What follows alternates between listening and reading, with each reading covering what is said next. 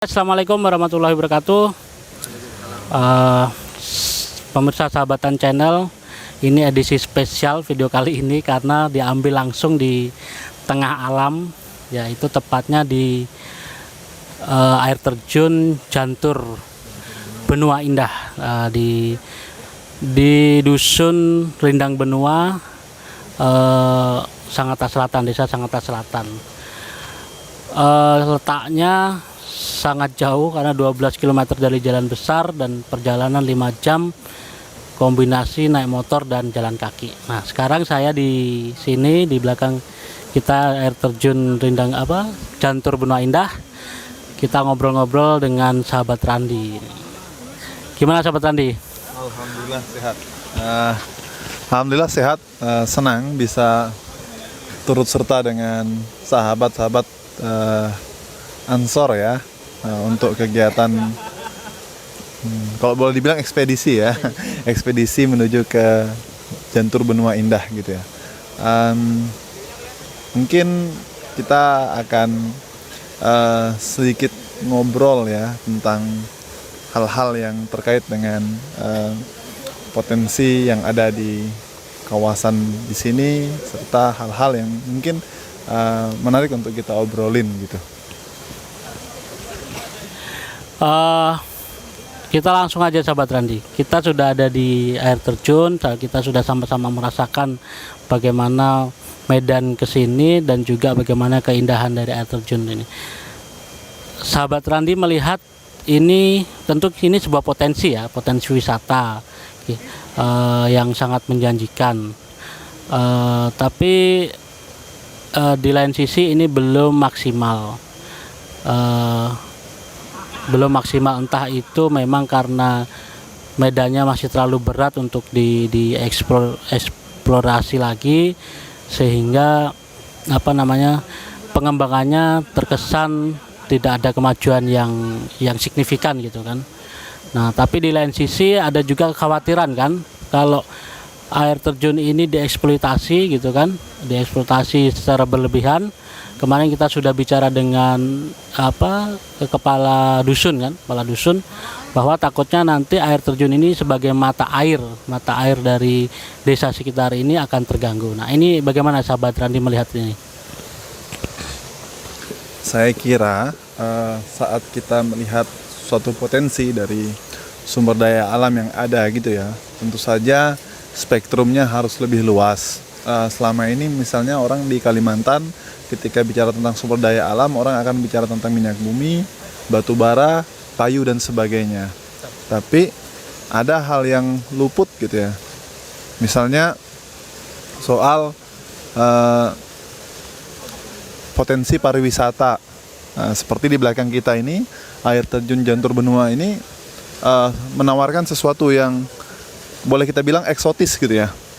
Mulai dari aksesibilitasnya yang butuh perjuangan untuk kita sampai ke sini, kemudian jarak tempuh yang cukup menantang untuk kalangan yang mencintai kegiatan outdoor gitu ya, dan tentu saja jauh dari hiruk pikuk perkotaan yang bising gitu ya, dimana kita bisa benar-benar menyatu dengan alam sekitar gitu ya. Nah, melihat kenyataan yang demikian, saya kira yang harus diperhatikan begini. Kalau kita ingin memaksimalkan katakanlah manfaat dari air terjun ini buat masyarakat, misal untuk meningkatkan ekonomi kreatifnya atau kemudian untuk meningkatkan dalam hal sosial dan budaya masyarakat, tentu saja itu kan butuh dukungan daripada pemerintah sebut saja ataupun juga swasta. Nah, tapi dukungan ini jangan sampai kemudian membiaskan potensi asal daripada nilai dari air terjun ini misalnya gitu. Saya sebutkan misal begini, banyak tempat wisata yang rusak setelah katakanlah difasilitasi terus kemudian dibikin bagus lah oleh pemerintah maupun swasta, itu menjadi rusak. Salah satu faktornya adalah daya dukung tempat ini dan kunjungan orang ke sini itu tidak berimbang misalnya gitu. Sumber mata air atau air terjun yang semulanya jernih bersih berubah menjadi kotor, sampah di mana-mana, terus kemudian juga polusi polusi kendaraan bermotor misalnya kayak gitu. Itu juga menjadi persoalan tersendiri yang harus diperhitungkan di situ. Dan jangan lupakan bahwasanya keberadaan air terjun ini berada di kawasan Taman Nasional Kutai gitu ya, yang beberapa tahun silam itu terdampak dari keputusan politik terkait dengan enclave gitu ya. Nah, dalam enclave itu sendiri tentu saja nanti akan ada namanya kalau boleh kita bilang politik lahan gitu ya, untuk tidak kita bilang sebagai politik agraria gitu ya. Bagaimana misal masing-masing kelompok yang ada di sekitar kawasan itu mengkonsolidasikan diri, kekuatan politiknya, kekuatan sosialnya, untuk kemudian sebut saja menguasai aset-aset penting yang ada di kawasan tersebut. Air terjun ini pun demikian. Air terjun ini tidak luput dari konflik kepentingan yang ada di situ. Kita tahu misalnya dalam beberapa kesempatan ada event-event yang dilakukan di kawasan sini, misal gitu ada event trail adventure gitu ya, ada event-event seperti jelajah misal kayak gitu.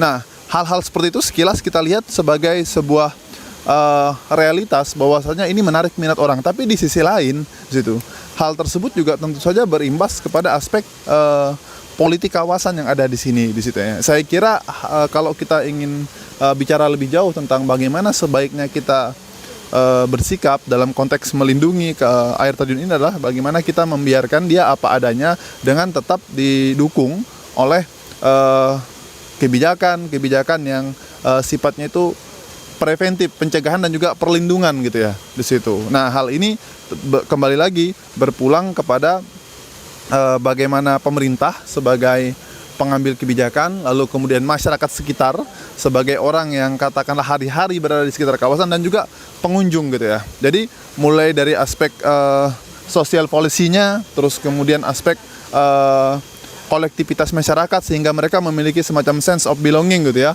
rasa memiliki dan mengawasi kepada orang-orang yang datang di sini, itu juga sangat penting gitu ya. Dengan begitu kita akan tetap melihat air terjun ini bisa tetap dinikmati oleh generasi-generasi berikutnya. Saya kira begitu, sahabat. Ya, jadi artinya ternyata kalau kita kulik lagi memang kompleks ya. Nggak sekedar mungkin sebagian atau banyak orang bilang kenapa sih kawasan ini indah kok nggak difasilitasi dan sebagainya. Karena ya itu tadi, jangan sampai menjadi bumerang kan. Difasilitasi akhirnya terjadi over capacity, akhirnya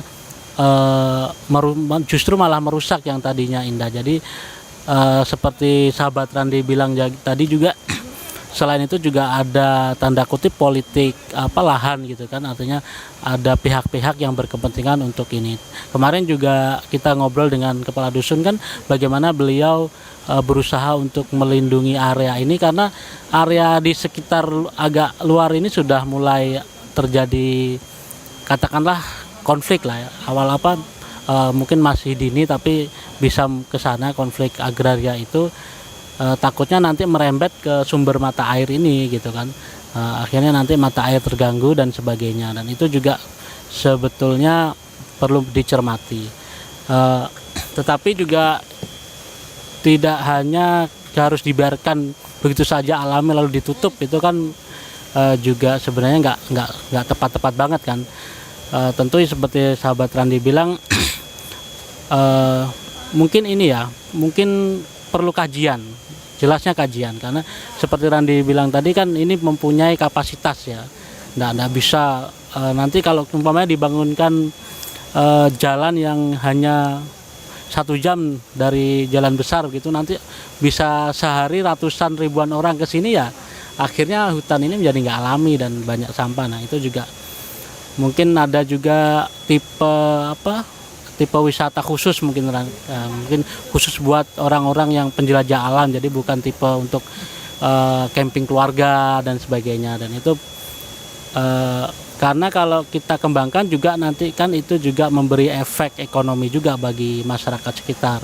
Contohnya sebagai penunjuk jalan atau pembawa beban, itu kan kalau di wisata-wisata yang sudah maju seperti saya dengar di Merapi dan sebagainya kan itu mulai ada itu juga memberi efek ekonomis kepada masyarakat sekitar. Gitu kan, sahabat Randi? Saya kira gini, betul ya, sahabat, masyarakat kita itu kan sudah semakin teredukasi gitu ya. Dan satu hal yang patut disadari bahwasanya konsep pariwisata yang ada di Kalimantan itu semestinya tidak taken for granted gitu ya, meng-copy paste dengan apa yang ada di Pulau Jawa misalnya gitu. Kalau di Jawa itu adalah wisatanya sifatnya masif. Ya wajar, penduduknya 100 juta misalnya gitu ya. Kalau Kalimantan Timur nggak mungkin gitu ya. Mau dibangun fasilitas dengan biaya pembangunan miliaran tapi kunjungannya sedikit karena jumlah populasinya kita yang sedikit juga tentu tidak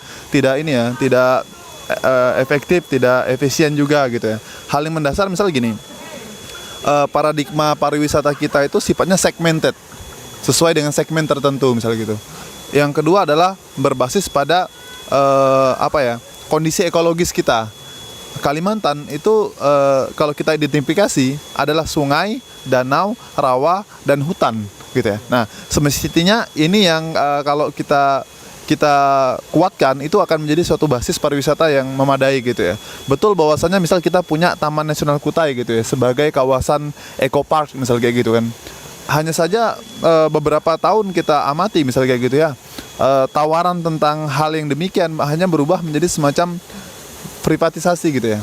Jadi justru masyarakat tidak acceptable gitu ya, tidak mudah untuk mendapatkan akses kepada tempat wisata tersebut, entah karena faktor misal fasilitas yang tidak memenuhi standar atau kemudian anggaran yang tidak cukup untuk pengembangan di situ. Nah, kalau ingin dirumuskan, saya kira saya sepakat dengan konsep pariwisata berbasis komunitas misalnya gitu ya. Misal di dusun yang ada ini dibentuk Pokdarwis misalnya gitu ya, kelompok sadar wisata gitu ya. Lalu pemuda-pemuda desanya kemudian dilatih sebagai pemandu wisata. Saya ingat bahwasanya pemandu wisata tuh mulai dari tingkat yang madya ya, di level daerah misalnya gitu ya, sampai yang tingkat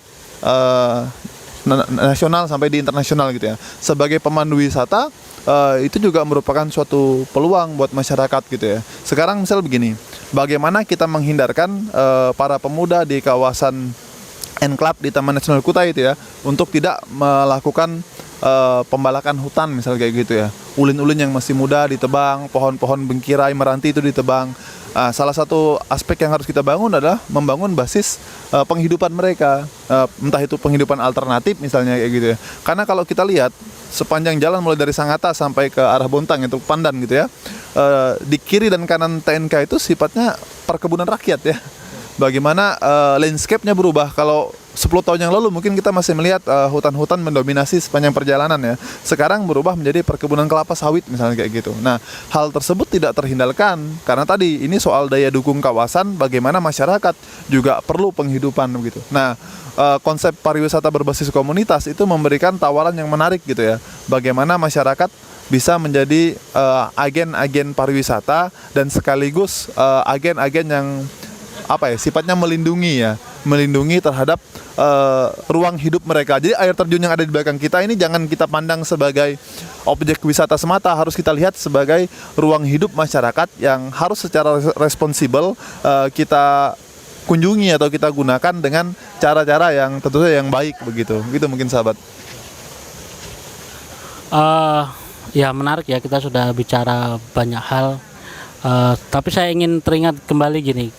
Memang semua itu butuh kajian ya, karena dari Dusun Rindang Benua sendiri yang ada di ujung perjalanan di awal itu kan memang sebenarnya desa ini dusun wisata. Di sana akan ada wisata adat Dayak gitu kan, semacam itu.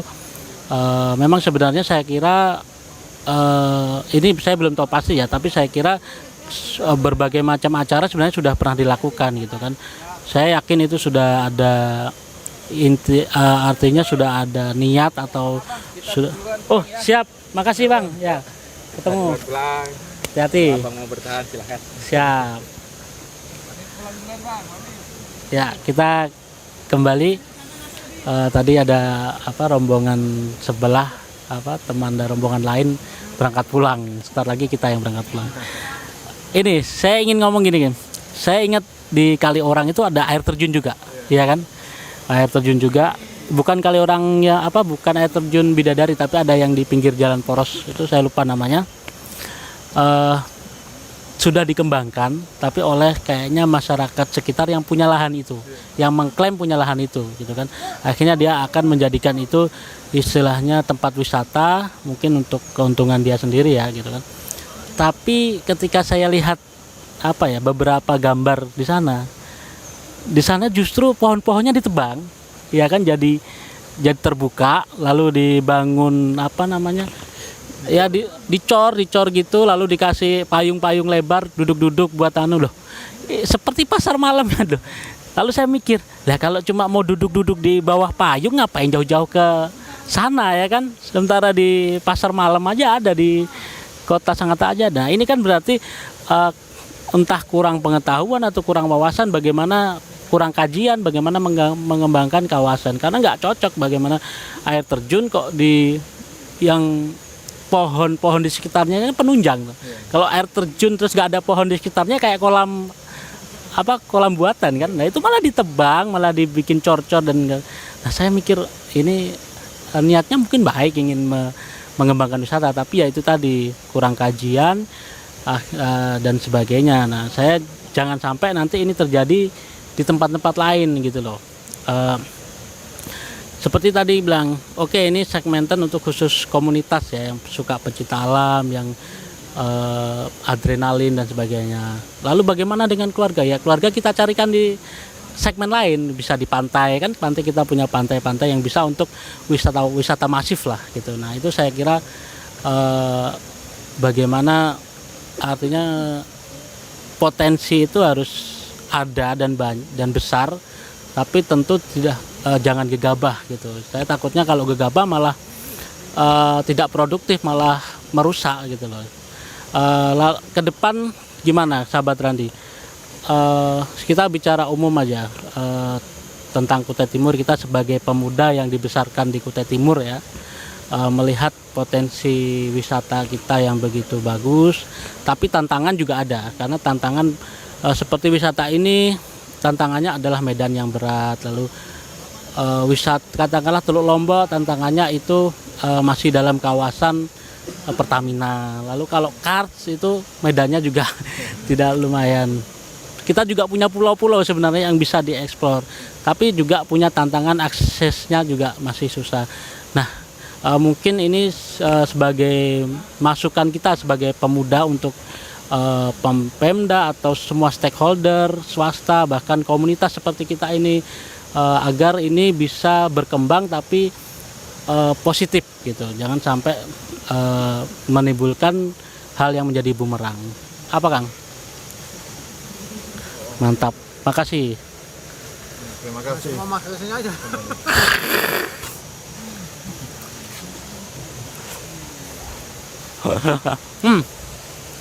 Bang. Pun. Iya. Ya itu tadi. Apa kira-kira mungkin terakhir lah dari kita. Mungkin bisa ya siapa tahu ada yang dengar dan siapa tahu yang mendengar adalah orang yang punya kapasitas dan pemangku kebijakan lah gitu. Bentar, kayaknya kameranya digoyang Kang. Udah digoyang. Oke, gimana sahabat? Silakan. Ini sambil makan sosis enak ternyata. Habis mandi ya. Kalau kita bicara tentang bagaimana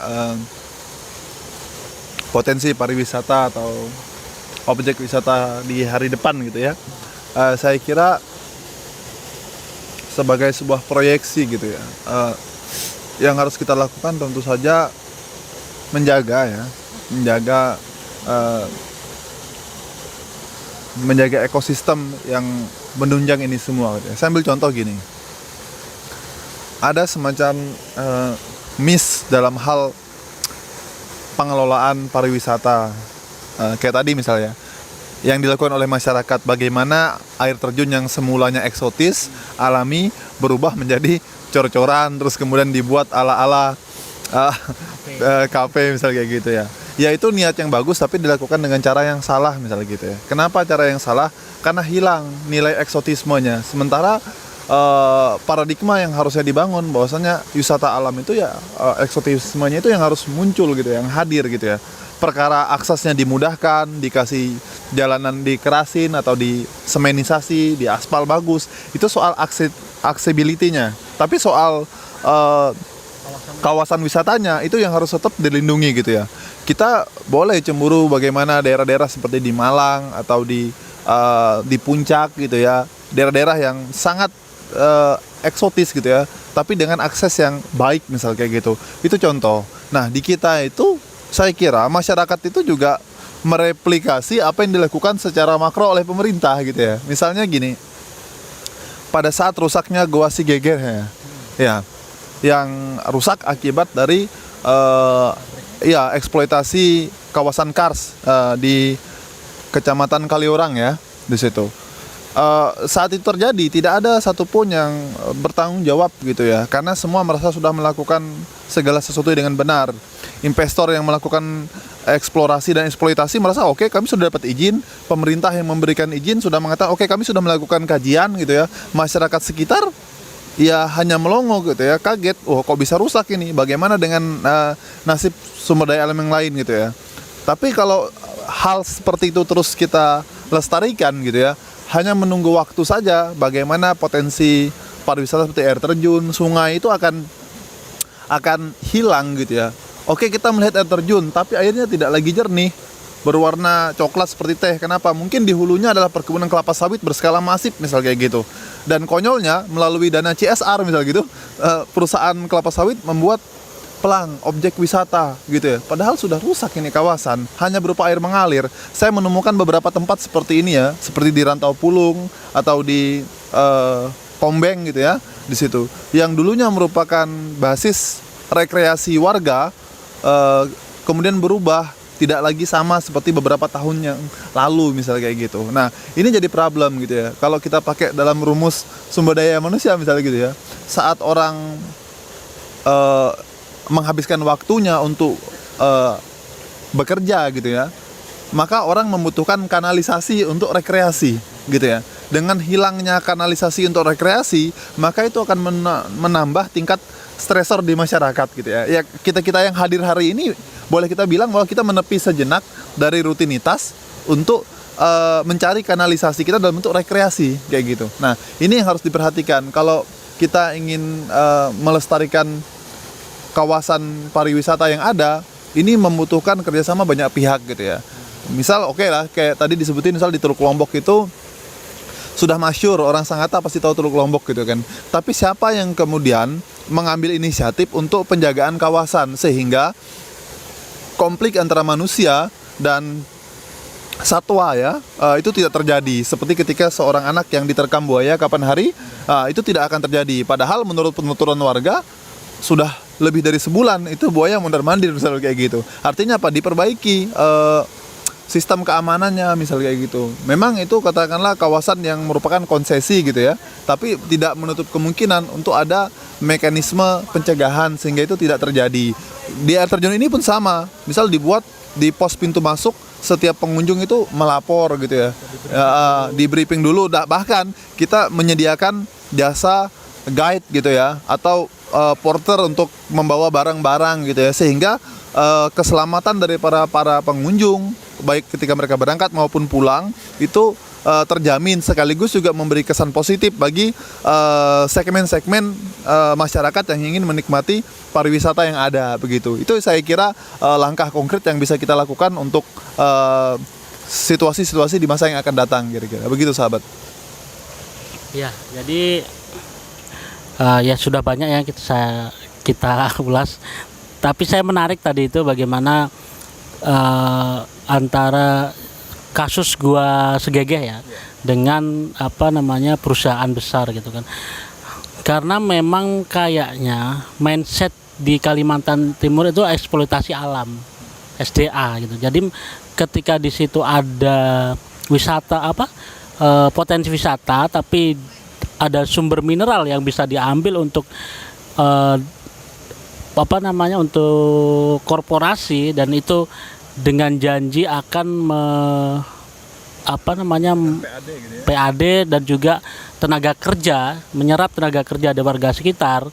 Nah, itu akhirnya memilih untuk mengeksploitasi untuk korporasi gitu kan. Karena melihat ya kalau wisata paling dikelola seberapa banyak sih orang bisa kerja, menguntungkan di situ. Tapi kalau ya ini janji ya, ini kalau janjinya korporasi, kalau kami buka di situ akan ribuan, jutaan gitu kan, jutaan tenaga kerja yang bisa diserap gitu kan. Nah ya ini mindset ya, saya mindset gitu kan. Kalau suruh milih mengelola alamnya untuk wisata apa mengeksploitasinya untuk korporasi, lebih instan korporasi, ya sudahlah tinggal tanda tangan izin, semua dilakukan oleh korporasi kan. Ya enggak menutup kemungkinan banyak ini kan, ini daripada susah-susah menjaga ini terus alamnya mengelola wisatanya, ya enak lebih tanda tangan izin sawit ya selesai kan begitu ya. Itu saya kira masih menjadi mindset kita terutama di Kalimantan ya. Ini juga menjadi ironi sahabat Randi, orang kalau di luar Kalimantan tuh mengira Kalimantan itu hutan belantara yang kita kalau masuk bisa nggak keluar gitu kan. Seperti pertanyaan, di sana ada ini kah, di Kalimantan itu kalau kemana-mana ada mobil kah gitu kan, terus ada meme, enggak, kita itu naik kuyang bilang. Padahal di Kalimantan itu dari mobil yang spek rendah sampai yang muat tontonan batu bara ada gitu loh. Bahkan beberapa elit punya jet-jet pribadi gitu kan. Ini kan menjadi ironi ketika orang luar menganggap Kalimantan itu masih asri, masih hutan belantara, budayanya sungguh kuat, tapi kita di Kalimantan justru merasakan hal yang berbeda gitu. Nah, saya kira merubah mindset itu yang sebenarnya agak susah, karena saya lihat belum ada contoh kesuksesan mengelola wisata di Kalimantan Timur gitu loh. Kalau di Jawa dan sebagainya di daerah luar yang lebih maju itu banyak kan cerita Karang Taruna mengelola tempat-tempat yang tadinya tidak hanya menjadi potensi menjadi lebih daripada sekedar potensi. Nah, tapi kalau di Kalimantan itu kayaknya setahu saya belum ada gitu kan yang sungguh-sungguh bisa menjadi inspirasi gitu. Apalagi ini momen ini, sebentar lagi kan Pilkades nih, akan banyak pemimpin-pemimpin baru di skup elit desa gitu kan, dan saya rasa banyak juga pemuda yang ikut konstelasi ini. Jadi semoga kalau banyak pemuda yang ikut menjadi konstelasi Pilkades dan menjadi pemegang kebijakan lah walaupun di desa, lalu membawa semangat pemuda yang lebih tidak lagi mindset yang kolot gitu, maksudnya lebih eksplorasi SDA daripada alam dan sebagainya. Gimana tanggapan? Ya, saya kira yang paling menarik gitu ya, bahwasanya memang kalau di Kalimantan orang tidak akan jadi miliarder kalau ngelola tempat wisata. Persoalannya bukan karena bayarannya kurang mahal, tapi juga soal jumlah penduduk. Saya kira ya, populasi itu mempengaruhi gitu ya. Tapi ada sesuatu yang tidak ternilai dari sekedar jutaan, ratusan juta atau miliaran rupiah gitu ya. Apa misalnya? Kalau sahabat-sahabat lihat misalnya di belakang kita ini kan air terjun ya. Di dalam ceruk air terjun ini dia menampung air. Air yang mengalir dari air terjun ini menjadi sumber utama pasokan air bersih masyarakat yang ada di hilir misalnya kayak gitu. Nah, masyarakat tidak lagi harus membayar air untuk kebutuhan air bersihnya gitu ya. Dan pemerintah tidak bersusah payah mengeluarkan anggaran untuk membangun fasilitas air bersih. Kenapa? Karena sudah disediakan oleh alam. Problem serupa itu terjadi sebut saya tadi Kaliorang misalnya gitu ya. Saya ingat di tahun 2010-an gitu ya, saya pernah datang ke Desa Sekrat. Gitu ketika masuk ke Desa Sekrat lewat sebuah curug sungai gitu ya, saya lihat airnya hijau toska gitu ya, saking jernihnya gitu ya. Tapi kemarin saya ke sana, airnya sudah seperti teh pekat gitu ya. Mudah saja untuk menebak apa yang terjadi di balik itu semua. Ya lihat saja ratusan hektar perkebunan kelapa sawit yang ada di atas misalnya gitu. masih belum selesai. Sekarang hamparan batu kapur ya yang dieksplorasi untuk kebutuhan pabrik semen itu juga merubah landscape ekosistem yang ada, termasuk kebutuhan akan air bersih. Logikanya adalah begini, bagaimana sebelum kehadiran investor, perusahaan, masyarakat bisa menikmati udara bersih, air bersih gitu ya, dan sebut saja misal penghidupan untuk kebutuhan perikanan itu masih lancar gitu ya. Tapi setelah perusahaan masuk, orang akan dapatkan pekerjaan, tapi semua hal harus dia bayar. Air bersih harus dia bayar, terus kemudian ikan dia harus susah payah beli dengan harga yang mahal karena tidak lagi dicukupi oleh kawasan yang dia ada di situ, misal kayak gitu. Iya, beras dan sebagainya juga sama di situ. Artinya apa?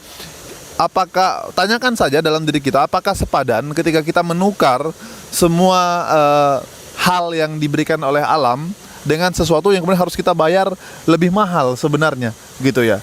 Nah, betul yang dikatakan sahabat Ali tadi, ya asal izin sudah terbit, ya siapa peduli gitu ya. Cuma ini perlu dibangun suatu kesadaran bahwasanya alam ini bukan diciptakan oleh segelintir orang dan bukan berada di bawah tanda tangan segelintir elit gitu loh. Tapi alam ini diperuntukkan bagi seluruh umat manusia gitu ya. Terutama orang-orang yang menggantungkan hidupnya dari ruang hidup mereka gitu ya. Kalau ruang hidup ini dirusak, apa yang terjadi dengan masyarakat sekitar? Tentu saja mereka yang akan terdampak secara langsung di situ ya. Nah, hal yang penting juga adalah keterlibatan para akademisi gitu ya. Saya bersama teman-teman di kampus misalnya sering ngobrol tentang bagaimana kita mengaktualisasikan studi atau tridharma di perguruan tinggi itu dalam konstruksi ekologis misal gitu. Pengajaran, penelitian, dan pengabdian masyarakat yang berhubungan secara langsung dengan masalah lingkungan yang ada di Kalimantan Timur. Hal yang sama juga berlaku bagi mahasiswa misalnya. Bagaimana mahasiswa tidak hanya sibuk mengkonsolidasikan dinamika politik kampus gitu ya, tidak hanya sibuk dalam hal rutinitas akademis, tapi juga punya semacam sense of belonging terhadap ruang hidup yang mereka tempati gitu ya. Kalimantan ini adalah bumi kita, tempat kita hidup, maka ini yang harus kita jaga. Tidak peduli dari manapun kamu berasal itu ya, entah kamu orang Bugis, orang Jawa, orang Dayak, orang Sumatera gitu ya, kamu tetap sebagai bagian daripada masyarakat yang hidup di bumi Kalimantan. Maka sejatinya kita punya peran yang sama dalam hal menjaga lingkungan di situ ya. Nah, ini yang harus kita tumbuhkan, kita rekognisi, baik itu melalui pendidikan ya secara formal maupun pendidikan secara sosial kultural seperti yang ada saat ini misalnya begitu. Itu mungkin sahabat. Oke, mungkin sudah panjang kita ya guys. Takutnya baterai HP kita habis karena sudah 1 hari 1 malam kita nggak ada listrik, nggak ada sinyal ini. Daripada terpotong di tengah jalan kan, mungkin udah banyak yang kita ini ya nggak usah kita simpulkan lah, silakan disimpulkan sendiri. Terima kasih telah menonton dan semoga nanti kita bisa di tempat lain ya. Betul. Kita bisa di tempat lain yang juga kayaknya enak podcast di tengah alam gitu. Oke, terima kasih. Saya dan sahabat Randi pamit. Assalamualaikum warahmatullahi wabarakatuh.